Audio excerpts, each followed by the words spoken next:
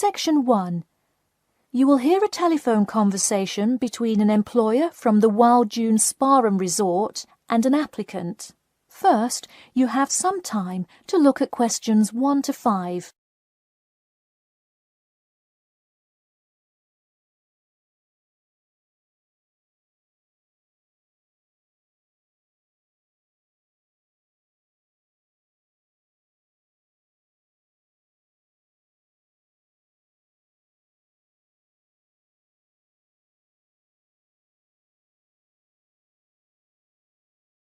You will see that there is an example which has been done for you. On this occasion only, the conversation relating to this will be played first. Hello, is this John Murphy? Hi, yes it is. Hi John, this is Ed Heisenberg from the Wild Dune Spa and Resort, calling about your application for our lifeguard position. Do you have a few minutes to talk? Yes, absolutely. The employer says that he is calling about the application for their lifeguard position. So, lifeguard has been written in the space. Now we shall begin. You should answer the questions as you listen, because you will not hear the recording a second time. Listen carefully and answer questions 1 to 5. Hello, is this John Murphy? Hi, yes it is. Hi John, this is Ed Heisenberg from the Wild Dune Spa and Resort, calling about your application for our lifeguard position. Do you have a few minutes to talk? Yes, absolutely. Great, could you give me your address? Sure. My address is 45 Elsinore Court. I'm sorry, was that Eleanor? Could you spell that for me? Sure, it's Elsinore. Elsinore. Okay, thanks. And is this the number we should reach you at in the future? 099885767? No, that's my home phone. But let me give you my mobile number instead. 077 896 245. Call me on that one. Okay, I'll make a note of that. Could you tell me your availability? Sure, I'm usually available during afternoons or weekends. I'd prefer not to be scheduled on weeknights because I work part-time as a waiter. That shouldn't be a problem, since we don't stay open very late anyway. And do you have any other employment experience? Yes, I've worked at a few other places. I was the baseball coach at Richmond High School last season. I see. And do you have any other experience that you would like us to note on your application? Yes. Last year I worked at the beach as a rescue diver. Rescue diver? That sounds intense. Well, it's really just like being a lifeguard, except in the ocean instead of pool. So kind of like being a lifeguard at the world's largest pool. I see. Before you hear the rest of the conversation, you have some time to look at questions 6 to 10.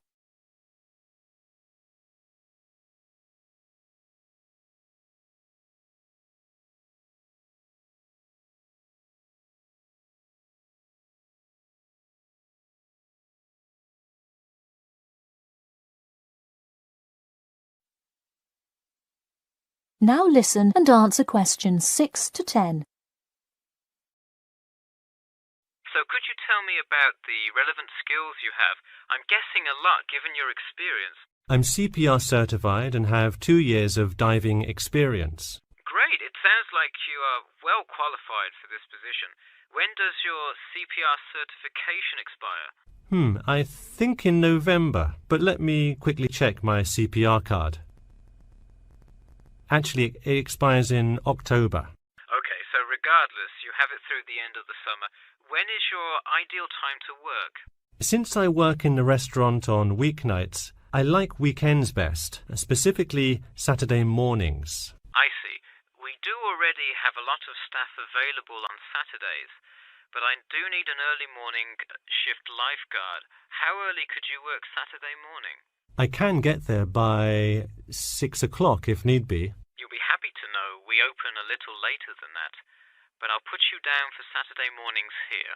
Oh, awesome. I can't wait to get started. How about you come in next Saturday, the 12th? That sounds good. Great. We can fix figure out other shifts for you to work when you come in then. One last thing, just out of curiosity, where did you hear about us? I heard your ad on the radio while I was driving this morning. You know, I think you're the first person who has responded to our radio ads. It's almost always people who have seen us in the newspaper. Yeah, I don't have time to read through the newspaper every morning. I've plenty of time in the car to listen to radio ads. That makes sense. Well, thanks for your time, and we'll look forward to seeing you on the 12th.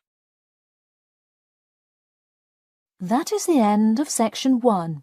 You now have half a minute to check your answers.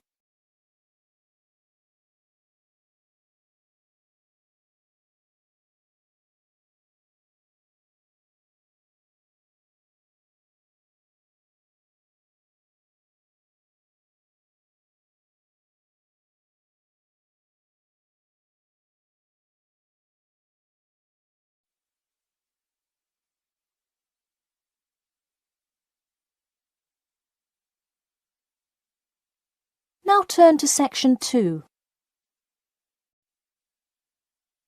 Section 2. You'll hear part of a free class about safety around campus. First, you have some time to look at questions 11 to 14.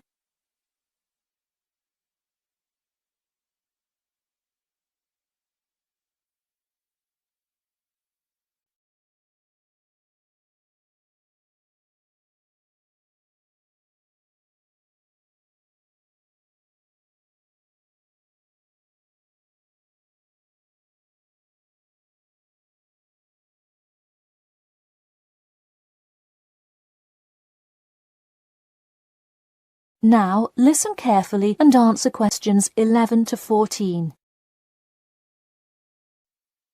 Good evening. I'm Geoffrey Miller from the University of Nottingham Student Union, and in this week's free class, Carlos Garcia is going to tell us about safety around campus. Over to you, Carlos. Thank you, Geoffrey, and thank you all for your attendance today. Also, I'd like to thank the Student Union here at the university for organising this lecture. Well, I've been serving and protecting the City of Nottingham for over 20 years now as a member of the police department. Does anyone know what type of crime is the most prevalent on campus? I heard someone say drugs and alcohol. That actually isn't too much of an issue. Violence? Nope. Actually, the biggest thing we worry about here is theft. The nature of crime on Nottingham's campus is quite different from that of the surrounding areas. Crime rates across the East Midlands are very difficult to control. We'd like to see the rate stay the same for this calendar year, but it has been increasing steadily over the past 3 years. On campus, however, I'm happy to say that the overall crime rate has fallen this year. You wouldn't think so if you've seen the extremely exaggerated stories in the media. The media has done nothing but cause more concern about crime in our area. Even the crime shows you see today are a little bit far-fetched, but at least viewers know they're not real events. We'd really like to see more factual news articles out there so the public can have a rational sense of the safety level of our society. Before you hear the rest of the talk, you have some time to look at questions 15 to 20.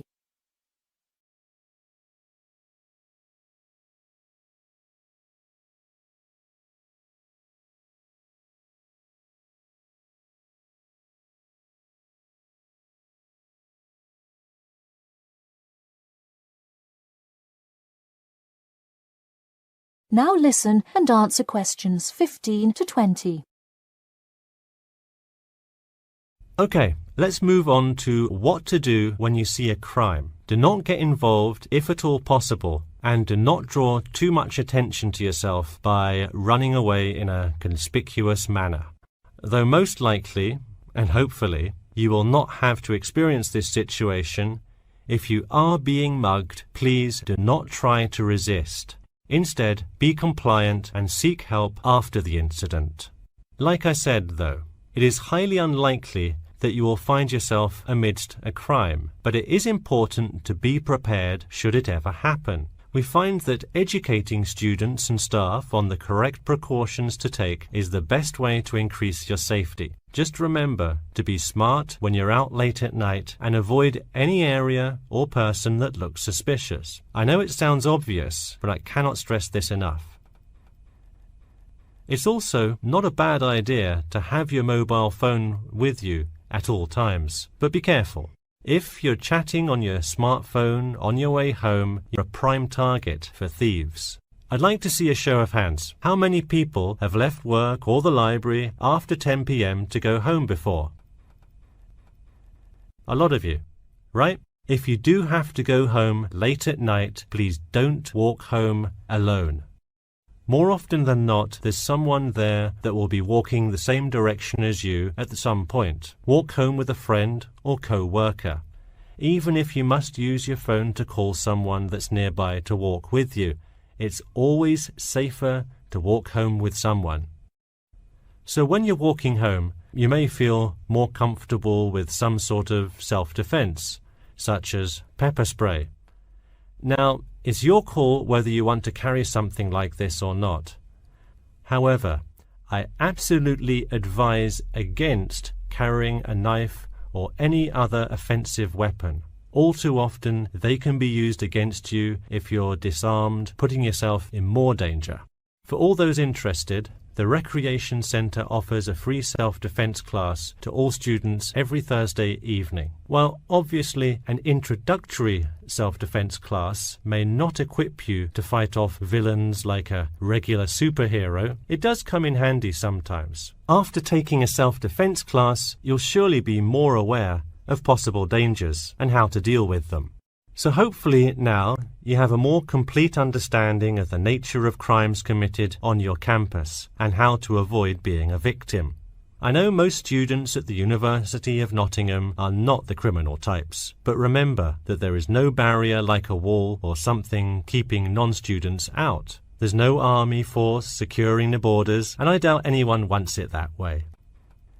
The campus is generally a safe place, but it's not immune to small crimes once in a while. All right, that's all I have to say for today. Stay safe.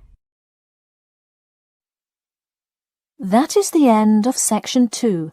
You now have half a minute to check your answers.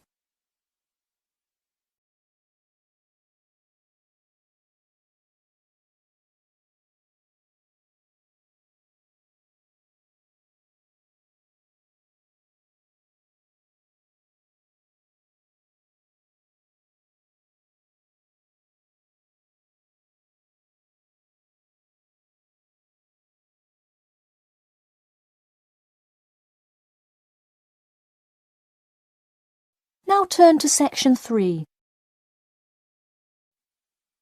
Section 3. You will hear a student called Bobby talking to his tutor about the research project. First, you have some time to look at questions 21 to 23.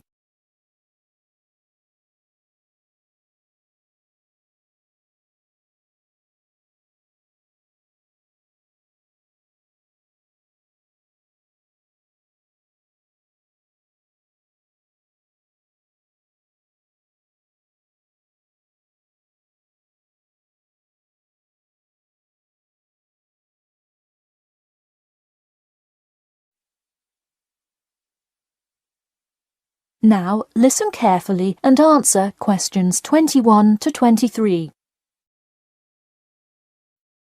Hi Bobby, go ahead and sit down. Tell me about your research project. Well, I decided to research football and keys for success on a football team. That sounds great. What are the guidelines for the test? Did the teacher talk to you about it in class? No, everything is on a handout that was passed out.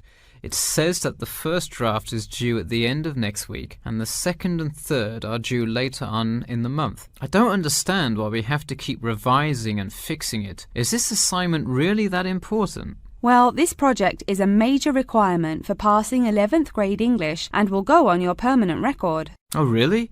Does that mean it will affect what English level I am placed in next year? Well, not exactly.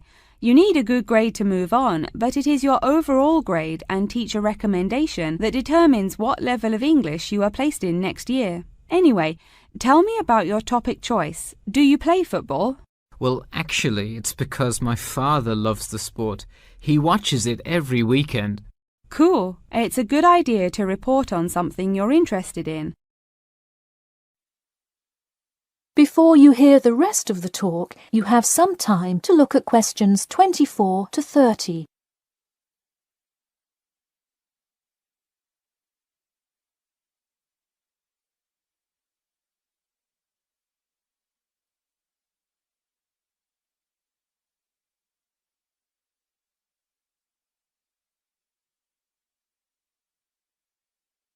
Now, listen carefully and answer questions 24 to 30.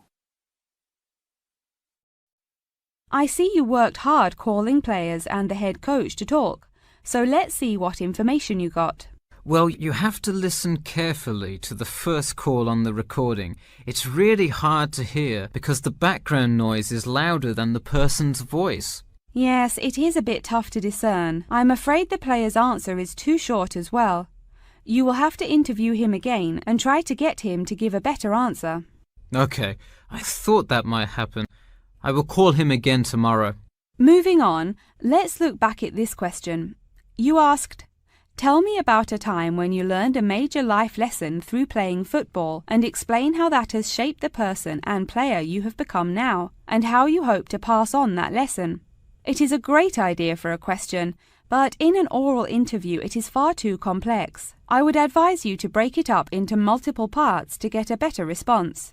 I guess you're right. I wouldn't want to have to provide an answer to a question like that. I will simplify it. I found that when I asked players this question, it took too much time because they were struggling to answer the question completely.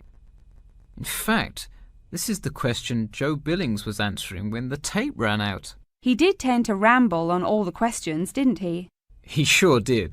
I would recommend that when you go back and interview players again, that you use a more sophisticated recording device. This recording is spotty, which indicates that the equipment wasn't working consistently. Okay, I guess it probably wasn't the best idea to use the sound recorder on my phone. Hey, could you give me some feedback on the content of the report itself? Sure. Let's start by focusing on your topic. While I like that you chose to cover football, it seems inexplicit. The keys for success of a player and team is quite an interesting topic, but what is your thesis? That is to say, what conclusions can you draw from your research? I would suggest coming up with a strong thesis statement and then shaping your report based on that. Is it really too vague? I put a whole lot of facts into it. I list the top 10 goal scorers in football history and later on provide statistics for a few of the most famous coaches and their records as coaches. I think that's great that you included these facts, but I think you focus too much on the facts and not enough on connecting these facts to make your point. Ah, I see. Okay. So it looks like I have quite a bit of work to do before the deadline. That is the end of section 3. You now have half a minute to check your answers.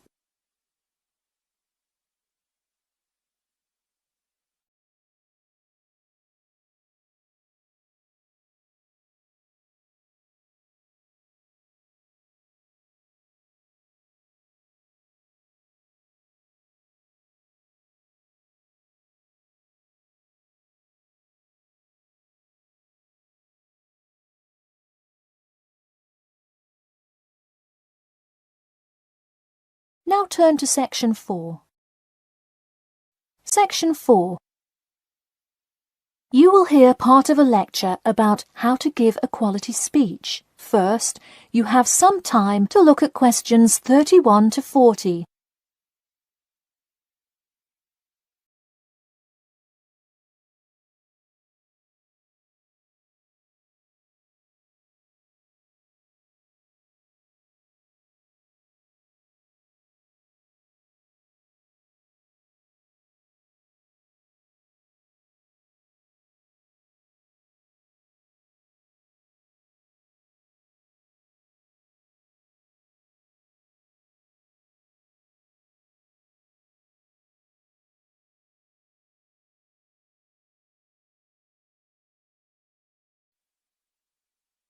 Now listen carefully and answer questions 31 to 40. Good morning. Today I am going to cover the daunting task of giving a quality speech, a thought that makes most of us cringe. In fact, 90% of all people feel nervous about public speaking, about 10% of whom are described as genuinely terrified. Hopefully, when we are finished here today, you all will be in the 10% of the population who do not feel nervous at all. Did you know that lecturers tend to get more nervous if the speech they are giving is an important one? It makes sense, right? You probably wouldn't be nearly as nervous to address your residence hall about the proper use of the recycle and compost bins as you might be if you were asked to give the graduation speech to your entire 5,000 student class. So what is it that makes some people completely comfortable in front of crowds? Some people think that the ability to give a good speech is a gift that others are simply born with. This is almost never the case. Public speaking can be learned with practice. The first most important thing you can do to improve your confidence in delivering a speech is to prepare a quality speech. Honestly, while the content of your speech is relatively important, the audience will really only remember the last sentence you say. It is a good idea to structure the rest of your speech to lead up to this last point to really drive your message home. This is a good way to ensure that your speech is well organized.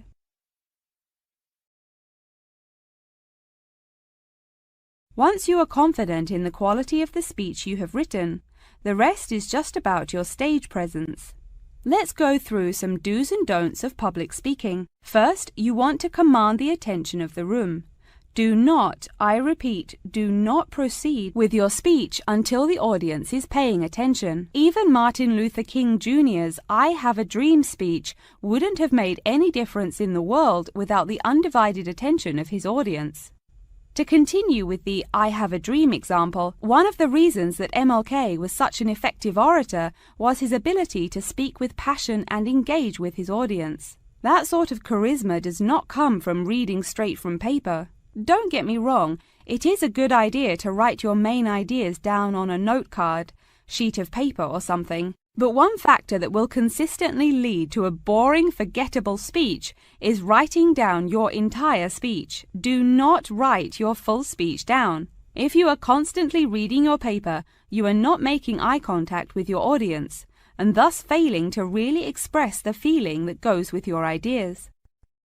I advise you write 1 or 2 ideas, so if you suddenly draw a blank, you have something to jog your memory. If you've written a good speech that you believe in, those ideas should be sufficient to keep you on track. Once you have those ideas written down, give your speech a few practice runs in front of the mirror, into your sound recorder on your phone, or with a friend before it comes time to address a crowd. That way, you can hear how the ideas come across, make sure there are no abrupt transitions, and find out whether you are talking too fast or too slow. Timing is important. Make sure you time yourself beforehand to see how long your speech is. That is pretty much it. With practice, you'll be able to deliver an expert speech that engages and even maybe inspires your audience. Just remember, speak with emotion. No one wants to listen to someone reading from a script. As I come to a close in my speech, I'll point out that I have employed all of these tips that I have covered. I practiced my speech ahead of time and timed it, and I can even show you my one small index card with just 3 simple bullets on it. It's as easy as that. That is the end of section 4. You now have half a minute to check your answers.